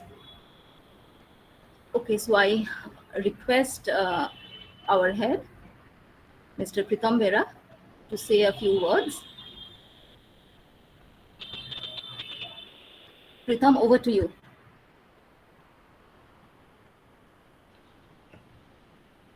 Hello, am I audible? Yes, you are. Okay. So finally, we come to the end of a very engaging and informative session by Dr. Ipshita Chanda, and I thank her thoroughly for delivering such a wonderful lecture, from which not just the students but we the teachers also learned a lot, as has been displayed from the quality of questions and other comments that we could read in the chat box. Thank you very much, madam. We hope to receive your presence for future such programs as well.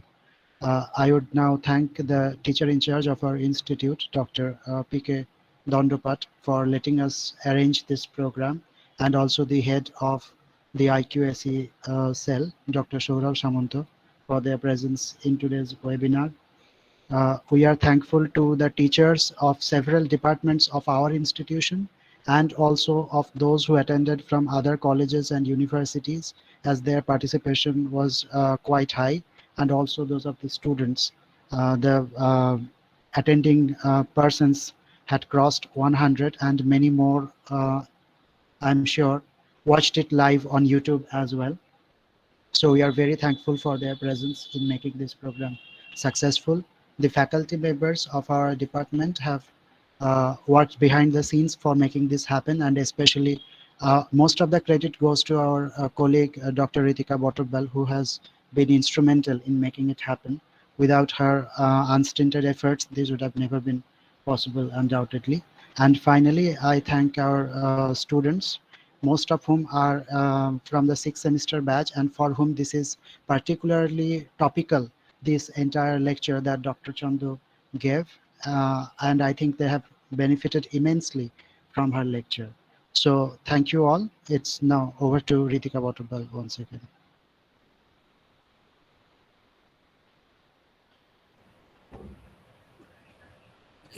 You are mute. You're still mute. No. I have unmuted. So let me just quickly say thank you to all of you, and to Dr. Vera and to Dr. Waterwell. Thank you very much. And of course, to the very patient audience. Thank you for agreeing to speak. And I would just like to add one or two more names. One is definitely Professor Dipanjan Rai of our college, without whom it would not have been possible for me to arrange this webinar. He had been there throughout with the technicalities of the webinar. And I would also like to thank Mr. Rahul, the technical person behind this webinar. It is his efforts from day one in creating all the groups and the online links for all of us so that we can participate today and listen to Ipshitadi. So thank you. Thank you, my students, friends, and everyone, my colleagues. Thank you.